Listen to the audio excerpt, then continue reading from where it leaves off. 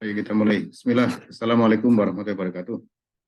Eh, Puji syukur kita berikan kepada Sang Pencipta yang telah memberikan kenikmatan sehingga kesehatan terutama sehingga kita bisa berjumpa di makasih. Oke, baik.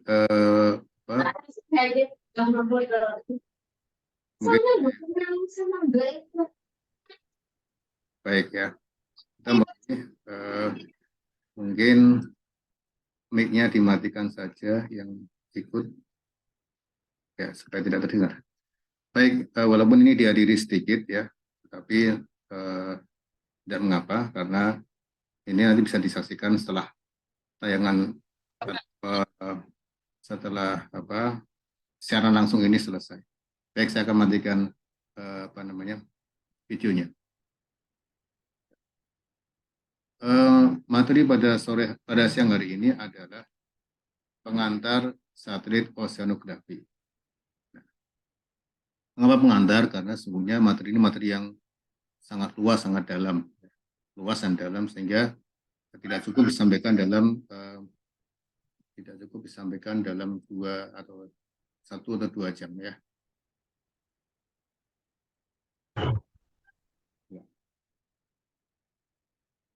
Nah, jadi ini sebagai pengantar bahwa satelit itu satelit Indrajaya menawarkan pengamatan global seluruh bumi, seluruh dunia, baik itu di belahan yang kutub utara, selatan maupun semuanya.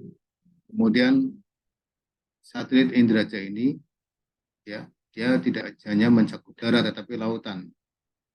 Dia atau pengukuran satelit ini melengkapi pengukuran di darat. Pengukuran in situ ya.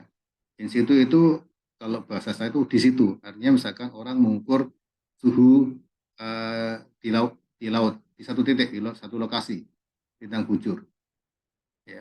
Untuk ke lokasi lain maka dia harus pindah dan itu sangat mahal. Nah, kalau satelit bisa langsung satu exposure atau satu scene, satu exposure itu bisa mencakup katakanlah luasan yang sangat besar. Nah, ini ya kelebihannya. Namun demikian, pengukuran di lapangan atau in situ itu tetap jadi data yang utama untuk validasi ya maupun kalibrasi. Kemudian juga kemajuan teknologi, kemajuan komputer, kemajuan algoritma. Maka ini semakin memberikan ruang yang luas untuk kajian-kajian penginderaan jauh untuk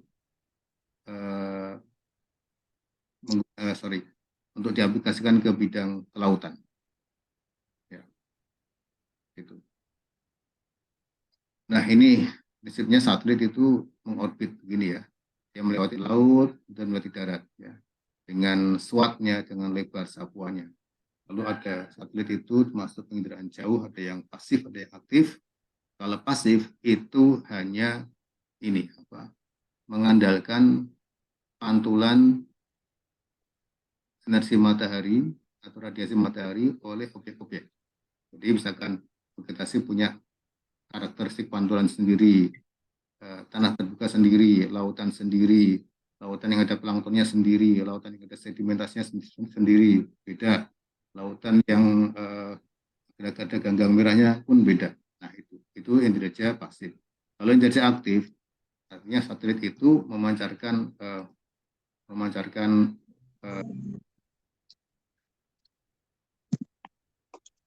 sinyal memancarkan sinyal yang biasanya sinyal radar ya, dipancarkan dari sini kemudian sampai ke permukaan laut dipantulkan lagi, mirip dengan total station ya, ya gitu ya. Lalu di sini saya rangkum marine observables ya. Ini saya berjuang dari pagi sampai tadi jelang duhur terus sampai jelang online ini saya merangkum ini apa yang disebut atau yang dapat dikatakan observable itu yang bisa diukur. Di laut ada dinamika laut, pasang surut, kemudian ada arus, ada gelombang, kemudian di permukaan lautnya ya, ada suhu, ada marine biodiversity, misalnya klorofil, kemudian ya cyanobitoplankton atau apapun misalkan ya, apa-apa yang ada di dalam di permukaan laut yang sifatnya kehidupan atau biologi, kemudian sedimen, kemudian es di laut, ya, tumbahan minyak, angin, ini permukaannya. Kemudian dasar laut batimetri pun bisa diukur dari satelit. Atmosfer, ya, atmosfer kita juga bisa ukur dari satelit, itu pasti ya. Weather, cuaca, hujan, awan, badai itu bisa diukur dari satelit. Kemudian bahkan beberapa aktivis lingkungan itu memasang pemancar pada penyu misalkan, itu bisa di-track lewat satelit. Nah, lalu bagaimana sifat objek di laut yang kemudian dapat diamat oleh satelit?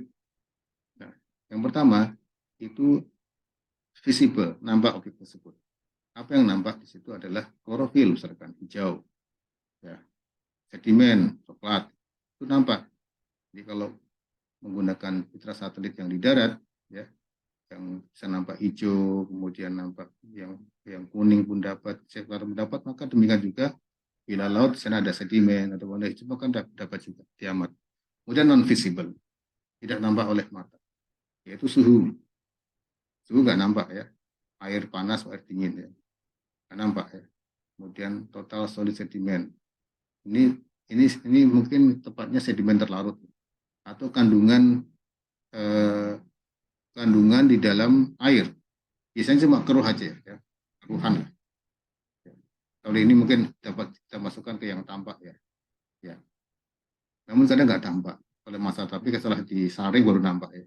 Kemudian si surface gravity, ya, gravity kayak berat permukaan laut, kemudian berat laut, kemudian angin pun tidak tampak. Lalu yang bertekstur seperti gelombang, arus, ya, bertekstur. Kemudian dinamis sifatnya, yaitu ritmik seperti pasang surut, dan bergerak ya tadi ini ya, bergerak di laut ya, binatang atau mamalia ataupun penyu yang berikan track, berikan receiver, lalu surface height yang berubah-ubah. Nah ini, jadi ada parameter yang diukur, ada sifatnya ya.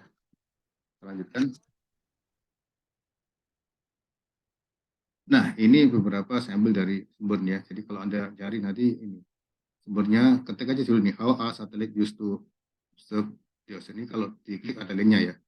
Jadi NOAA itu sudah melakukan riset untuk mendapatkan informasi dari laut, apa itu batimetrinya, kemudian suhunya, ocean color ya, warna laut ya. Nah, laut tadi itu saya sebutkan klorofilnya, kadang laut punya ada gagang merahnya, kadang ada sedimennya berwarna-warni ya, keruh. Dan turbidity itu kekeruhan, kemudian coral reef itu terumbu-terumbu karang, kemudian es pada danau maupun lautan. Ini bisa juga diamat dari satelit. Kemudian ini saya ambil dari sumber ini bahwa cara satelit Indraja memperoleh data itu dengan berdasarkan radiasi elektromagnetik ya. Ini tadi Indraja pasif ya, itu pantulan. Kita bisa melihat benda di depan kita karena benda tersebut memantulkan radiasi energi ya, laut hijau ya, gitu ya. Dan bisa juga karena difraksi, dan juga karena elektrooptik, bisa juga karena sistem microwave, gelombang aktif ini ya. Bisa karena ini. Anda bisa juga cari refleksi lain ya untuk melengkapi. Kemudian ini sumber yang lain ya, bahwa ini oleh ASLO ya, Association for the Science of Limnology and Oceanography. Dia katakan bahwa suhu dapat diukur dengan radiasi inframerah yang memancar dari laut. Angin dapat diturunkan dari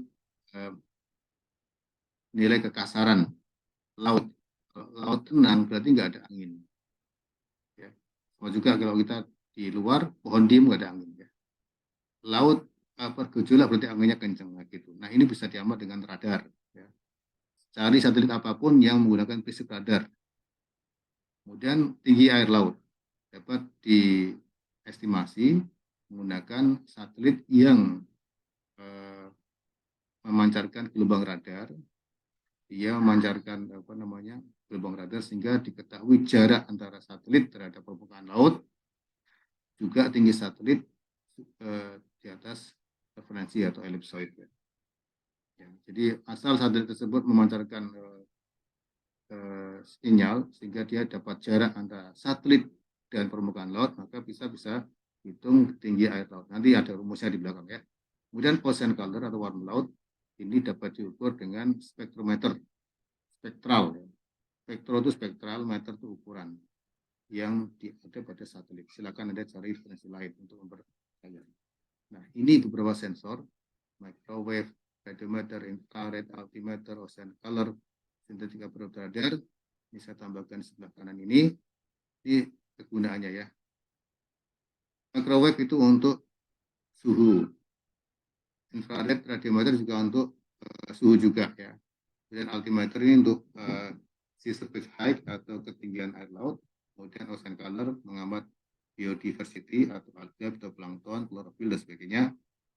Terus sedimen juga ya yang keruh. Kemudian synthetic approach radar untuk menentukan angin. Ini ada RS1, radarsat ya. Dan mungkin ini nama-nama satelitnya ya. Angin, kemudian tekstur permukaan laut, bahkan bisa untuk mendeteksi oil spill, tumpahan minyak, juga tinggi gelombang. Nanti di belakang dijelaskan. Yang pertama, yang paling mudah, ocean color. Ini sesuai dengan warna kita, laut berwarna. Nah, ini udah pertanyaan kita, laut berwarna disebabkan oleh apa? Tadi misalnya ganggang, sedimen, dan sebagainya. Kita baca di sini bahwa ocean color remote sensing itu menggunakan kanal band ultraviolet, visible, near infrared untuk deteksi ya. Nah, apa yang deteksi yaitu ini agak susah ya, Anda belum sampai ya. Mengestimasi water living radian. Jadi radian pantulan yang meninggalkan air laut itulah yang seharusnya diukur. Nah, kalau di tanah di darat yang kita ukur tuh pantulan langsung tanaman depan kita atau jalan depan kita. Kalau ini water living radian. Itu radiasi yang meninggalkan air. Nah, karena satelit itu mengamat pantulannya itu di sana, di atas sana. Jadi top of Earth atmosphere. Jadi yang misalkan satelit dari atas sana ya, mungkin melihat laut ya, diukur di band merah atau band biru. Nah, sesungguhnya nilai yang terekam itu nilai yang top of atmosphere yang ada di dekat satelit sana, bukan langsung di objeknya itu. Ya. Maka perlu dilakukan koreksi atmosfer ya, nah gitu ya. Jadi saya berikan ilustrasi bahwa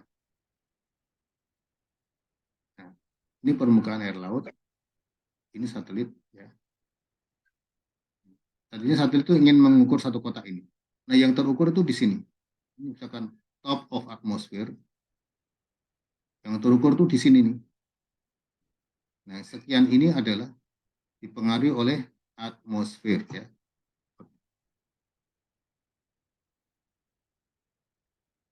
Atmosfer. Nah, makanya perlu menerapkan koreksi atmosfer ya untuk kolom sebesar ini. Ada banyak model, flash, wake, akor, nanti Anda akan temukan pada kuliah-kuliah yang akan datang, gitu ya.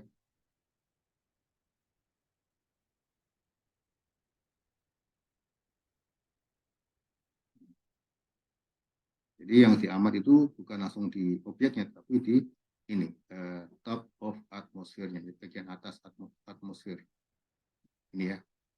Nah, kemudian apa lagi? Nah, kita perlu mengkoreksikan atmosfernya sehingga kita dapatkan reflektan pada objek yang kita maksudkan, misalkan di permukaan laut tersebut. Ya.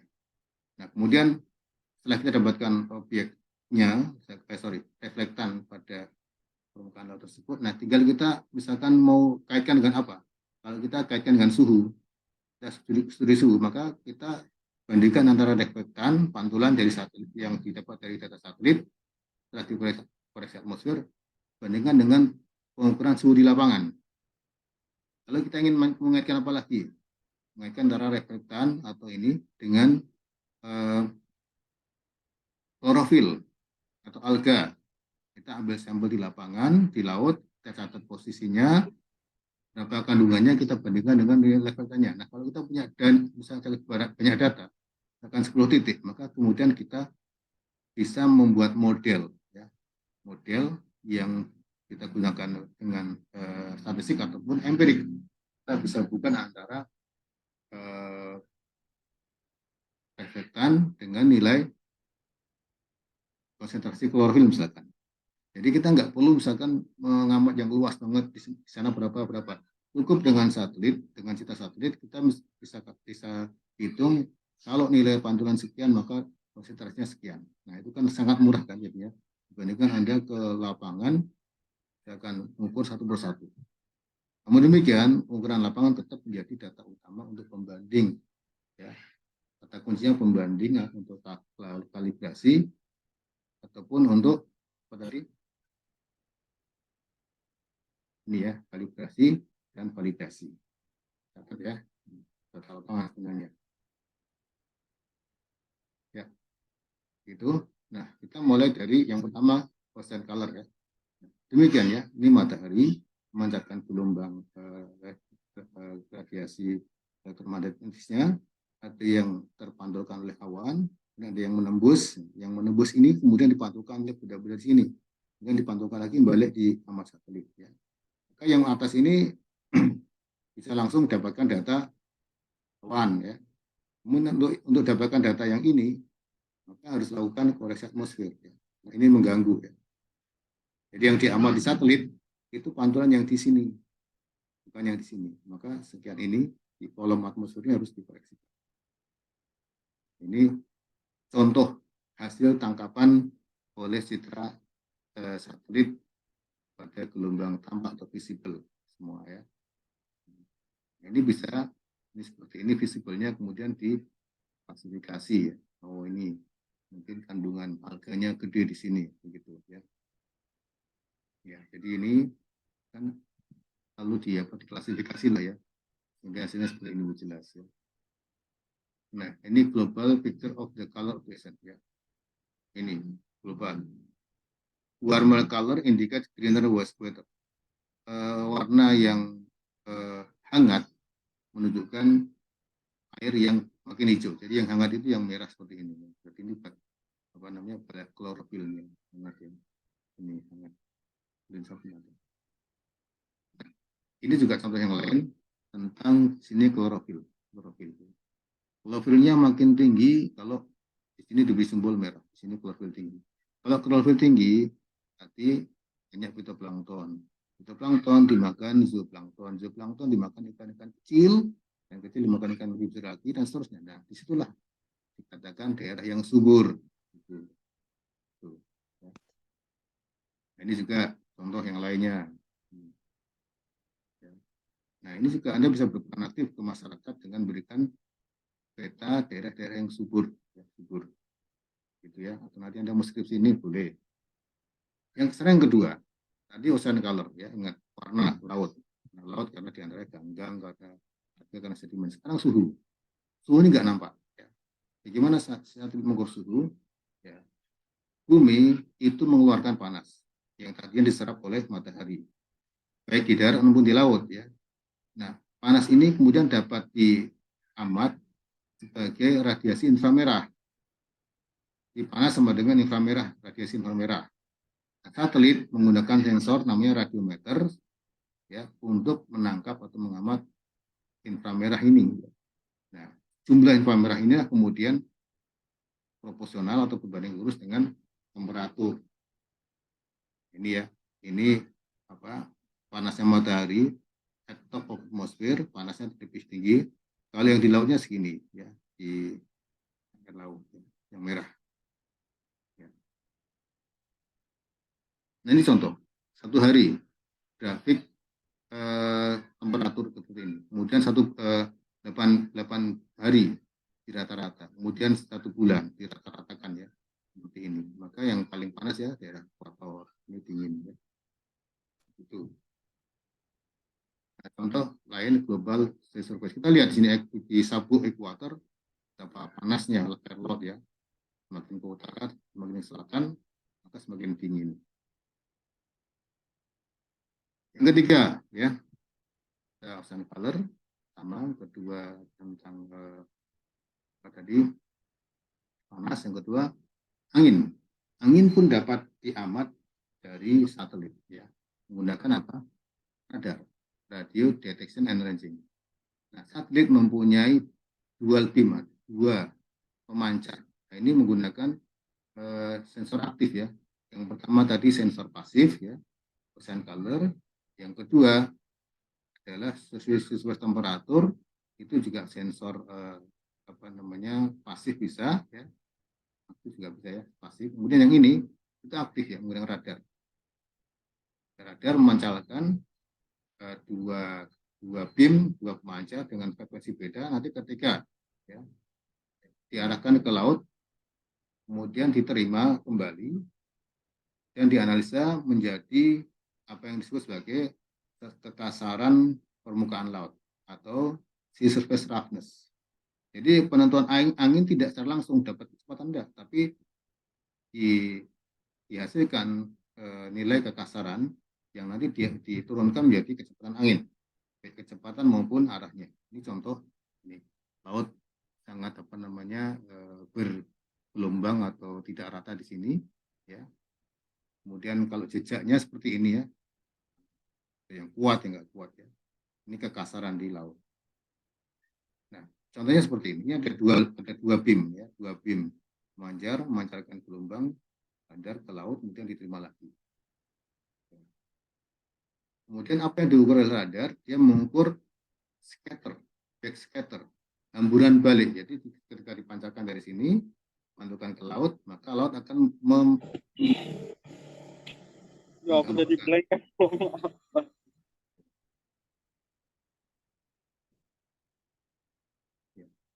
Jadi back scatter, ya.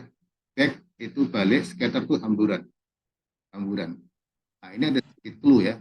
Itu. Jadi seperti ini. Ini laut rata, laut gak rata. Nah, back scatter ini kalau ada sinyal datang, maka kalau permukaan lautnya gelombang, pantulannya kuat, hamburannya kuat. Ini agak kuat, yang ini kecil, ya, karena rata. Yang ini agak apa namanya, cekung, ya, seperti cermin cekung, ya, agak kuat pantulannya.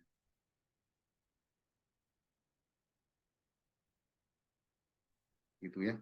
Nah, di sini kecepatan angin bisa ditentukan sampai dengan kurang lebih plus minus, ya, 2 meter. Kecepatannya 2 meter per detik dan arahnya. Kemudian bisa juga sampai apa ya, ini ya bisa gunakan, ya. Ini bisa juga di dekat dekat coastline. Nah, dekat coastline itu agak susah, ya. Yang jauh dari coastline sebabnya anginnya bergerak kencang. Dekat pantai itu ada pengaruh daratannya, gitu, ya. Jadi ini yang diukur back scatternya. Nah, ini contoh yang dihasilkan dari scattermeter, itu radar scatterometry, itu adalah arah angin dan besarannya. Besarannya ditentukan oleh panjang pendeknya ini panah. Nah, ini apa namanya, arahnya seperti ini. Nah, kalau ada arah muter seperti ini, berarti dia siklon, siklon, ya. Siklon atau badai, atau kalau orang Jawa oleh-oleh, atau angin puting beliung, atau hurricane.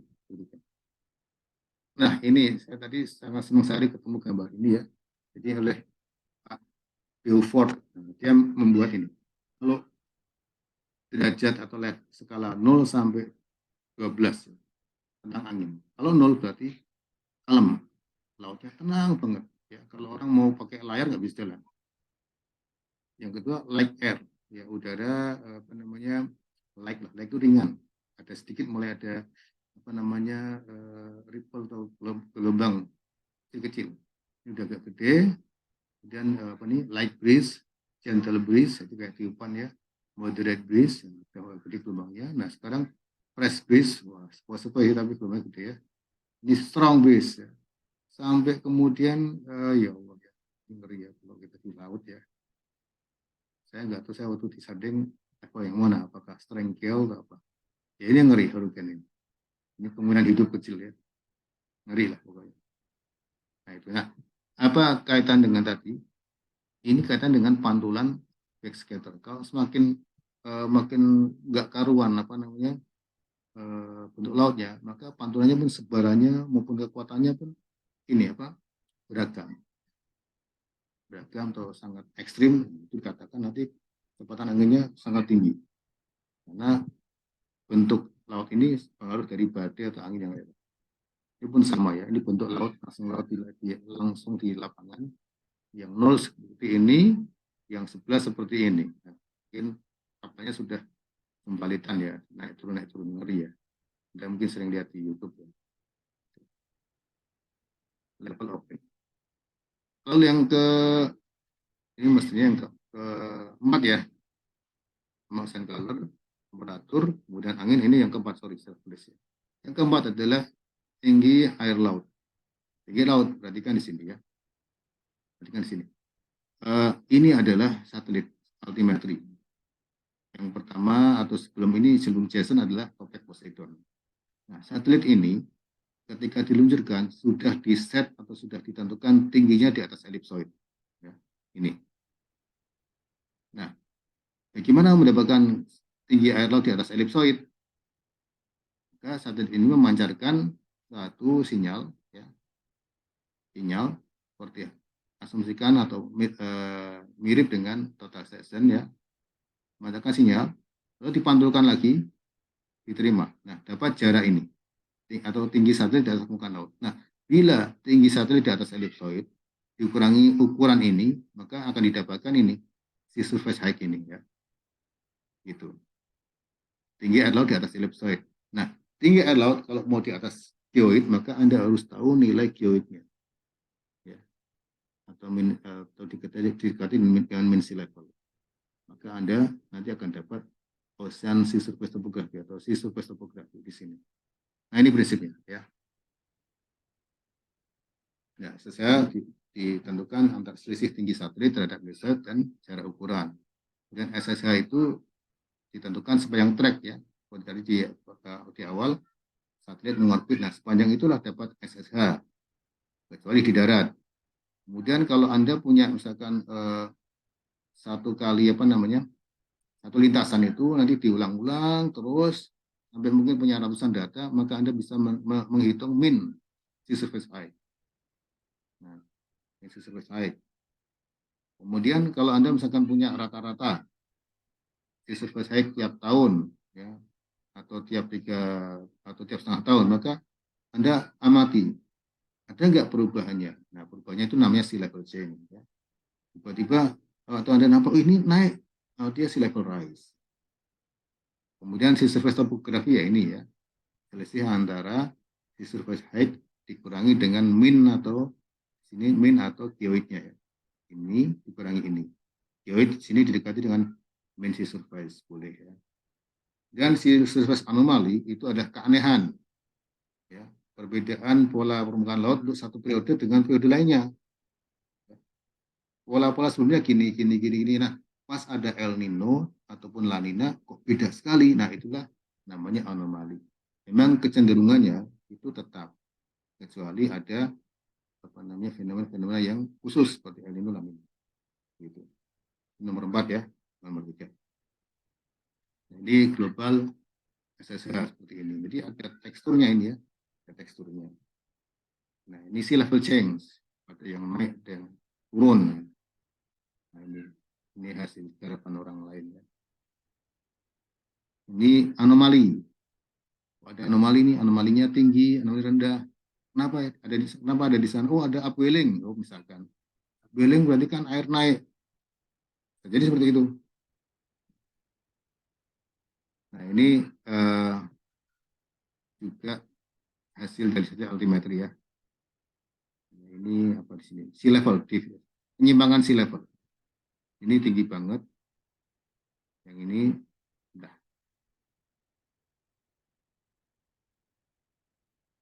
Nah, ini memperjelas tadi ya. Ini dulu saya ketika tesis menggunakan menyukai gambar ini. Ini lebih jelas lagi ya. Jadi tinggi satelit diketahui dari peluncuran, dia tinggi di atas elipsoid. Dan dia mengukur ini range-nya. Maka kita bisa dapatkan ini ya di surface height dengan cara mengurangi ini dan ini ya, tinggi di atas elipsoid kurangi dengan jarak atau mengurangi, dapat si surface height. Nah, gitu ya. Mengulang tempat yang sama sekitar 10 hari. Dulu altimetrinya namanya Topek dan Poseidon, lalu disusul Jason 1, 2, 3. Nah, ada penerusnya. Saya belum cek lagi, belum update ya. Ya kan ada eksklusi ini ya. Ada nggak sebelum Topek Poseidon? Ada. Geosat dan sebagainya. Bukan nama mata kuliah ya, tapi nama satelit. Nah, ini ciri khasnya. Nah, track satelit. Oke, sorry ya ini. Kita perhatikan. Ini tracknya di Indonesia. Ini dulu kan saya S2 ya. Ada track naik, ascending, ada track turun, descending. Ada namanya ini apa namanya persimpangan crossover point. Gitu. Jadi ada saatnya naik, saatnya turun. Jadi lebih jelas ini, lebih jelas ini ya. Ini yang melewati Laut Jawa, Laut Selatan Jawa ya. Atau Samudra India ya. Gitu. Ini ada nomor-nomornya. Nah, kemudian yang kelima. Saya ulang, yang pertama adalah ocean color, yang kedua suhu, yang ketiga adalah angin, yang ketiga adalah sea level atau tinggi air laut. Yang ya nanti dihitung sendiri ya.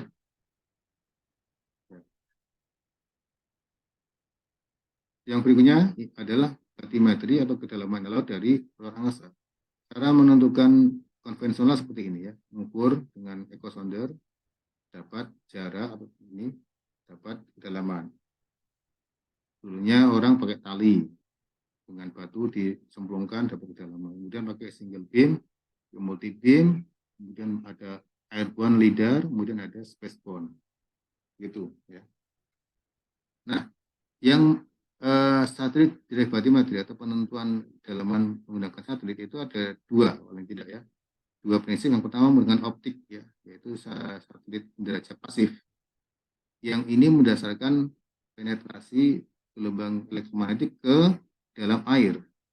Nah, dulu belum ya, saya belum menyampaikan ya. Yang ini adalah spektrum gelombang tampak atau visible dari ungu sampai ke merah. Nah, kalau Landsat itu ada RGB ya, red, green, blue.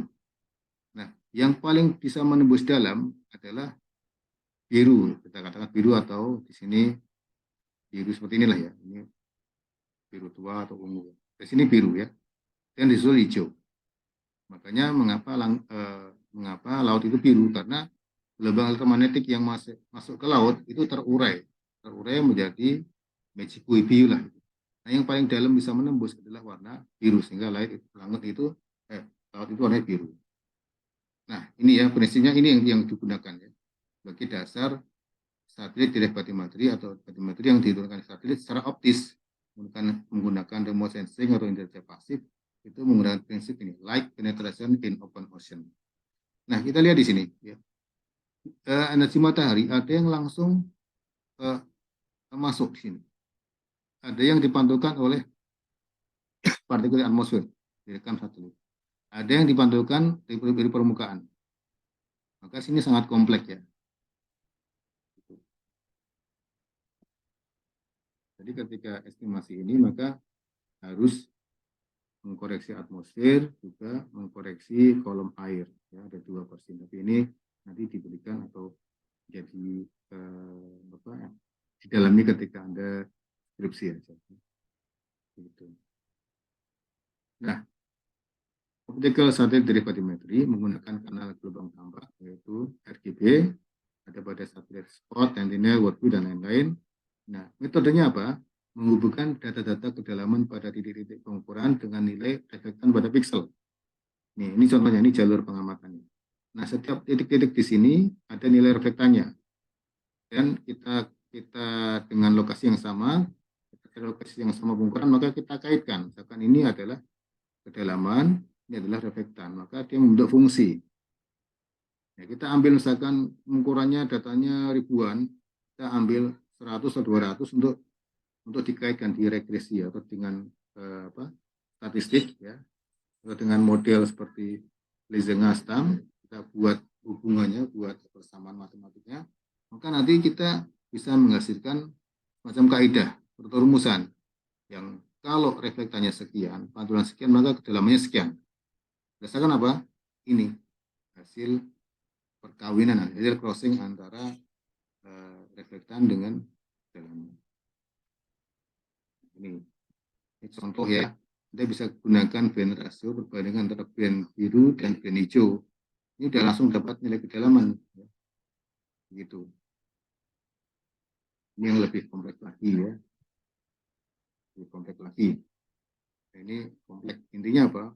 Untuk menentukan data kedalaman menggunakan citra optik itu ada kondisi atmosfer, kemudian pengaruh ini permukaan, lalu juga ini kolom air ya, kolom airnya juga dasar laut,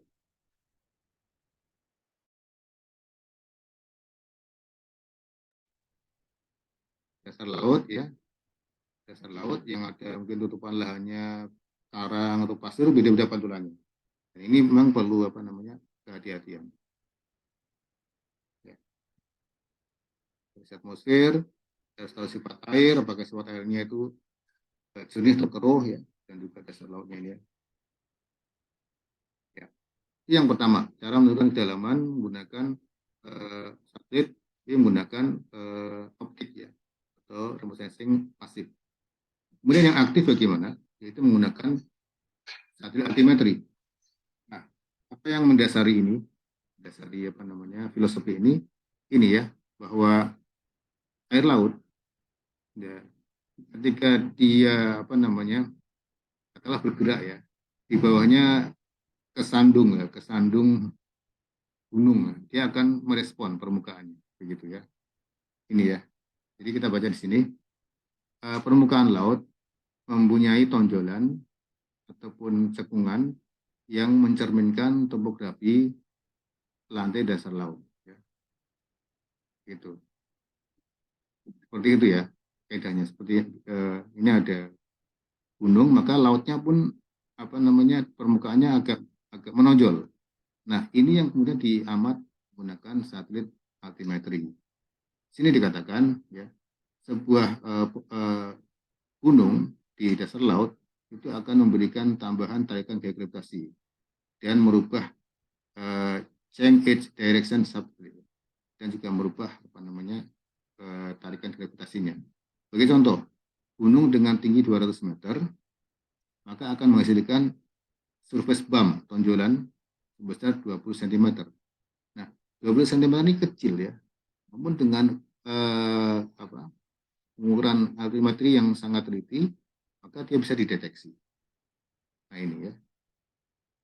Ini yang menggunakan radar aktif, yang tadi sebelumnya menggunakan optis. Nah ini contoh percent floor dari satelit altimetri dan gabungan dengan data-data lainnya ya. Gitu ya. Nah, inilah hebatnya para ilmuwan bisa menentukan kedalaman tanpa harus ukur langsung. Gitu. Lalu yang terakhir atau yang ini ya berikutnya adalah cuaca. Sebenarnya di sini awan ataupun badai, ya, hurricane. Nah ini langsung otomatis dengan citra dengan derajat optis ya, dia langsung melihat awan ada awan seperti ini bahaya. Ya. Jadi kalau kita misalkan dapat seperti ini, kenapa kita tidak bisa mengetahui tutupan lahan di bawah ini karena tutup awan. Nah, ini biasanya itu pasti dihindari para pilot ya. Nah ini Isabel, ya, hurricane Isabel, Floyd. Ini saya dulu pernah ketika naik pesawat itu sebelah saya itu mengaktifkan radar flag. Di atas itu saya merasakan kok nggak seperti biasa manuvernya. Ternyata setelah turun itu ternyata dari Jakarta ke Jogja itu ada dua hurricane, satu di utara, satu di selatan. Nah, pesawat yang saya naik itu lewat tengah-tengah, lewat Wonosobo dan sebagainya. Baru kemudian mendekati Solo, bagi Jogja. Biasanya kan dari Jakarta kemudian Jawa Barat mau habis langsung menukik ke selatan, ke Cilacap dan seterusnya. Ini enggak, ya, tengah-tengah Pulau Jawa. Nah, ini bisa dideteksi dengan remote sensing. Nah, ini lain-lain ya. Di sini Modis Aqua itu bisa mendeteksi adanya erupsi hidrogen. Mana saya nggak tahu ya. Mungkin yang ini atau yang erupsi hidrogen.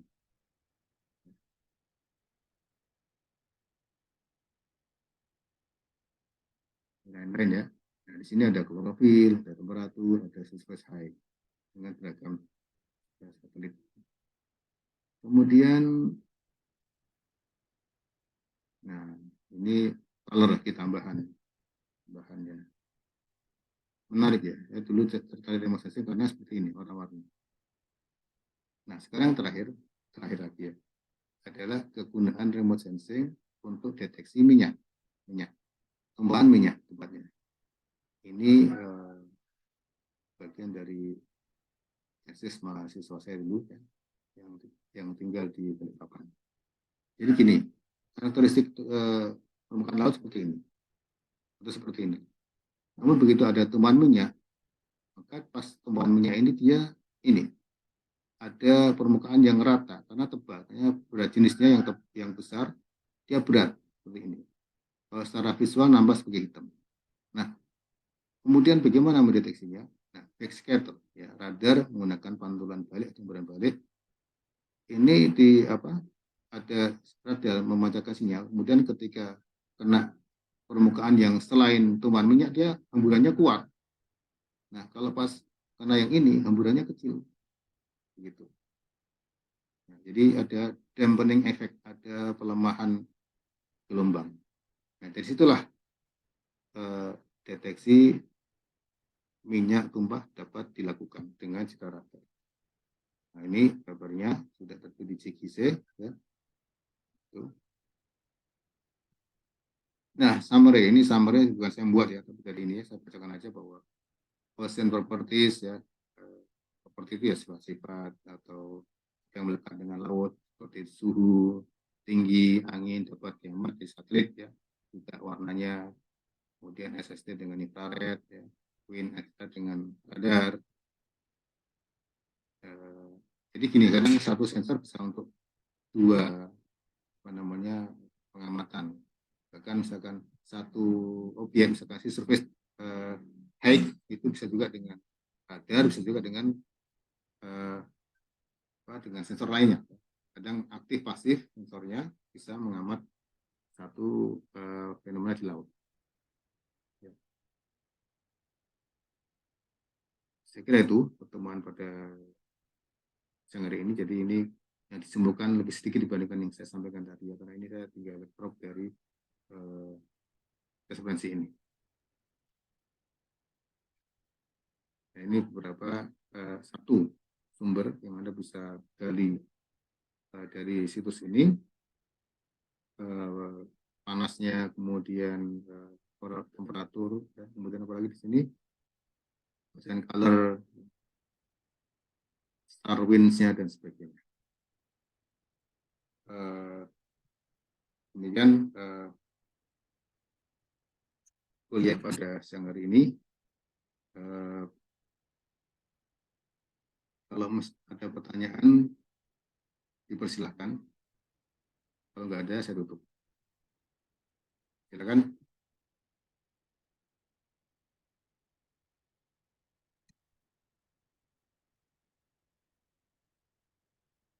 1, 2, 3. Oke, tidak ada ya. Jadi